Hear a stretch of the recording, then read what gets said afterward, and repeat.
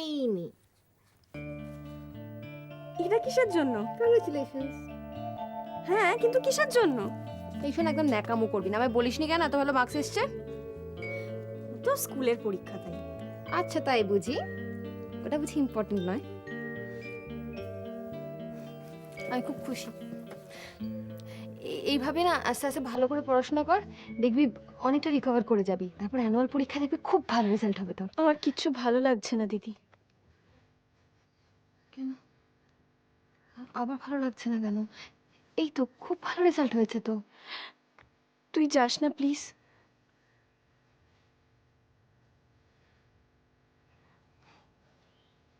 কোথায় যাব না?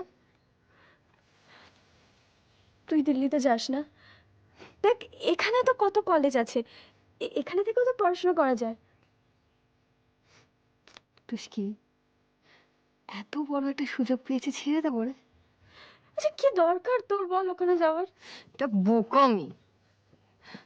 ওখানে অনেক সুযোগ সুবিধে, অনেক নতুন নতুন স্ট্রিম আছে ওখানে। এসব কথা আমি আগে অনেকবার শুনেছি।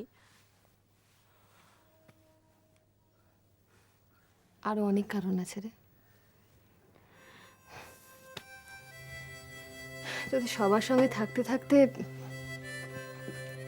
তোদের সঙ্গে এমন জড়িয়ে গিয়েছি না,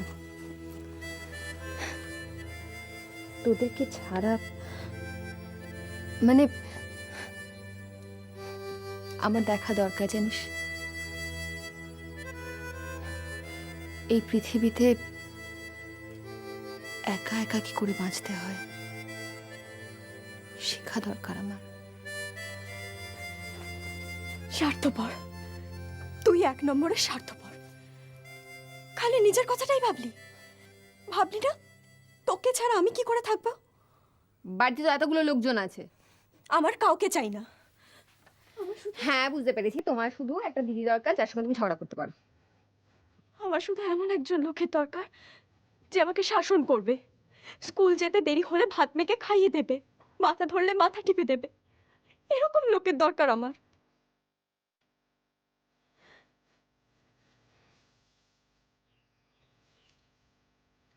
তুই বুঝতে পারছিস না, এই পৃথিবীতে না কারোর জন্য কিছু থেমে থাকে না।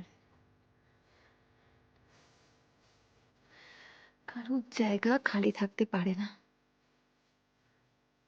এই দেখ না,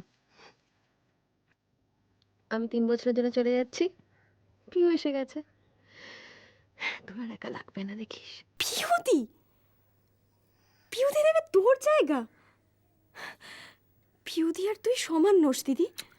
তাতে কি হয়েছে? সবে তো কয়েকটা দিন এসছে, দেখবি থাকতে থাকতে তোদের সঙ্গে মিলিয়ে মিশে যাবে, দিদি হয়ে যাবে। স্কুল যেতে দেরি হলে পিহুদি আমাকে খাইয়ে দেবে? কি, সেটা হয়তো দেবে না, কিন্তু দেখ আচ্ছা ধর, মাথা ধরলো আমার, মাথা টিপে দেবে আমাকে? তোর আর মাথা ব্যথা করবে না। স্কুলের ভালো রেজাল্ট হলো তখন দেবে তো আমাকে এরকম ক্যাডবেরি এনে?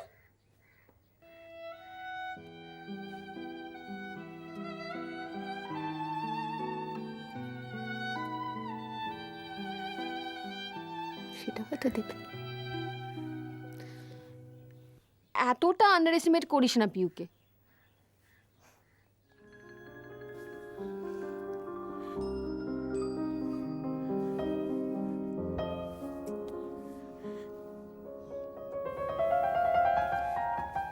কি হলো?